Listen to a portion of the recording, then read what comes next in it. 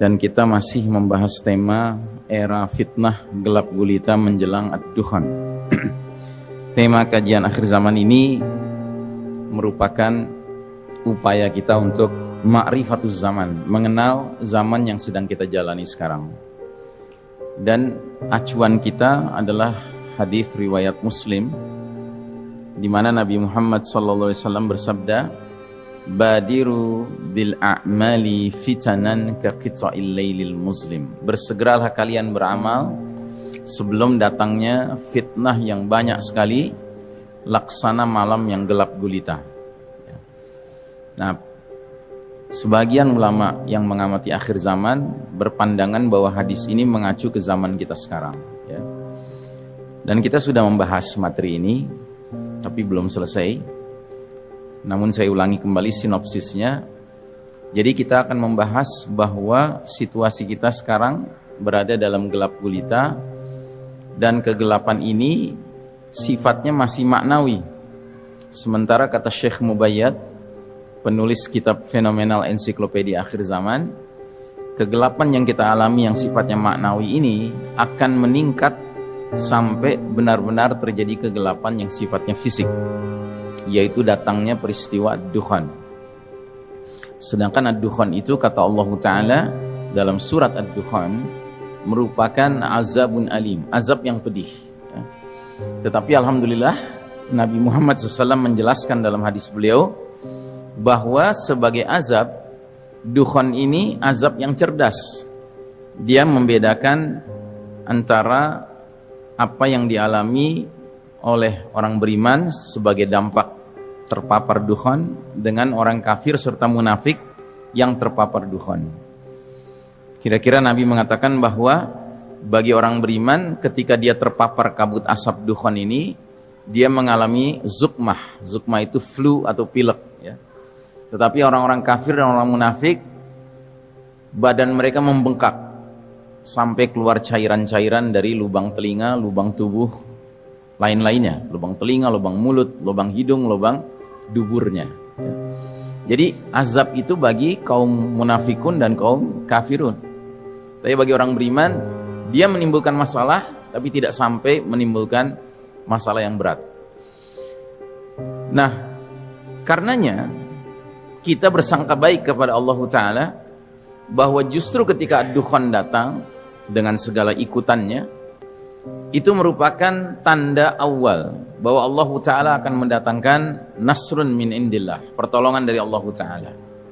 Allah akan memberlakukan kembali sunnatullahnya, yaitu sunnah tadawul, sunnah pergiliran, yang mana giliran orang-orang kafir yang selama ini memimpin dunia, Allah cabut haknya, digantikan dengan orang beriman, ya.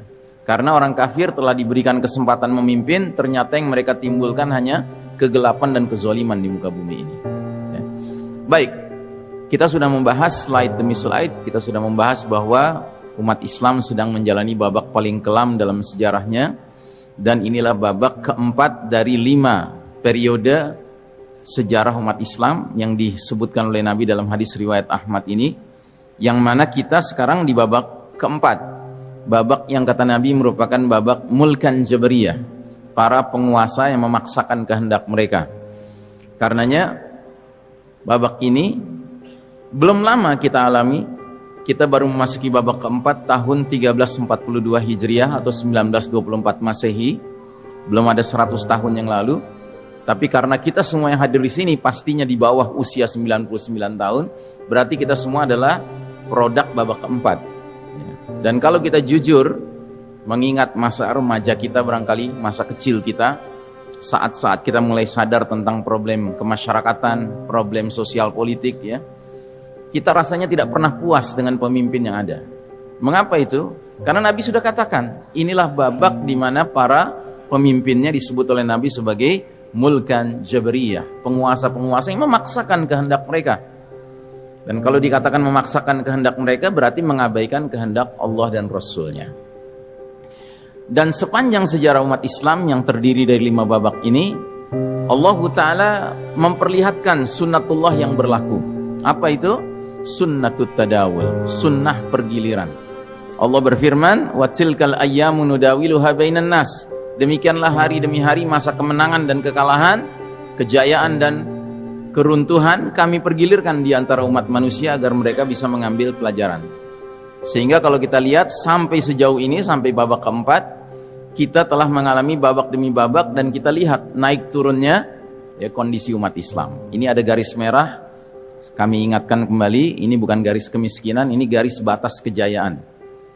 Dari 5 babak sejarah umat Islam, Masya Allah, lebih banyak kita berada di atas garis putih, Pak.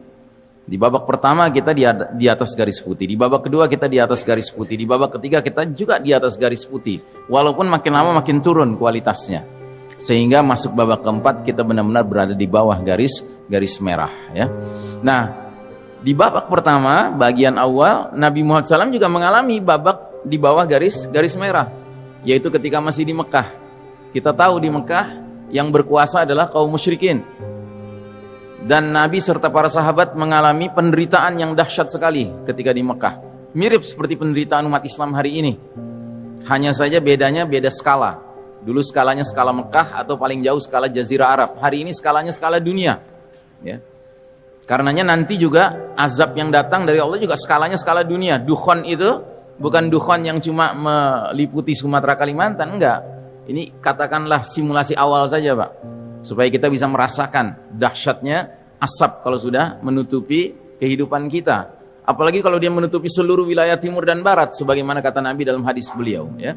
Nah, jadi saudaraku rahimakumullah, babak demi babak kita lalui dan kita lihat naik turunnya umat seperti ini. Ya. Dan justru kita melewati garis merah, pindah babak dari babak ketiga ke babak keempat, ketika umat Islam luas wilayah kepemimpinan di dunianya justru pada posisi yang tertinggi, yaitu ketika Kesultanan Utsmani Turki yang sedang memimpin umat Islam. Ya. Wilayahnya membentang dari Maroko di Afrika Barat sampai Maluku di Indonesia Timur, dari Rusia di utara sampai ke Pulau Madagaskar di Afrika Selatan. Tidak ada tandingannya, belum pernah ada imperium kerajaan manapun seluas ini wilayahnya. Ada kerajaan yang pernah luas mirip ini tapi tidak seluas ini, yaitu kerajaan Mongolia, tapi tidak seluas ini. Nah, justru ketika umat Islam sedang mencapai puncak keluasan wilayahnya yang dia pimpin, Allah Ta'ala memberlakukan surat Ali Imran 140 tadi. Allah cabut hak kepemimpinan dunia dari tangan Islam dan umat Islam, kemudian Allah serahkan ke pihak lain, yaitu pihak Barat, Eropa, Amerika, yang tidak lain adalah kaum Yahudi Nasrani. Dan ini Nabi sudah ingatkan 15 abad yang lalu dalam hadis lubang biawak. Ya, kalau Anda masih ingat, kata Nabi bahwa kalian nanti akan mengekor kepada bangsa-bangsa terdahulu, sejengkal demi sejengkal, sehasta demi sehasta, sehingga sekiranya mereka masuk lubang biawak sekalipun, kalian terus mengikuti mereka. Seorang bertanya, ya Rasulullah, apakah itu kaum Yahudi Nasrani? Kata Nabi, faman, who else? Siapa lagi kalau bukan mereka? Dulu para sahabat mendengar hadis ini tentu tercengang. Mereka tidak bisa membayangkan. Kenapa? Karena mereka tidak mengalami. Malah sebaliknya, mereka mengalami ketika memimpin di Madinah, orang-orang Yahudi Nasrani tunduk kepada umat Islam. Sebuah keadaan yang justru kita sekarang bingung, kok bisa ya dulu Yahudi Nasrani tunduk sama umat Islam? Ya, sekarang kita bingung akan hal itu karena kita tidak mengalami. Justru yang kita alami adalah sejak kita lahir, Baratlah yang memimpin dunia ini. Nah, jadi saudaraku rahimakumullah, Barat ini mempunyai karakter seperti bangsa Rum. Dan memang ini Rum, cuma bedanya dulu Romawi klasik, sekarang Romawi modern.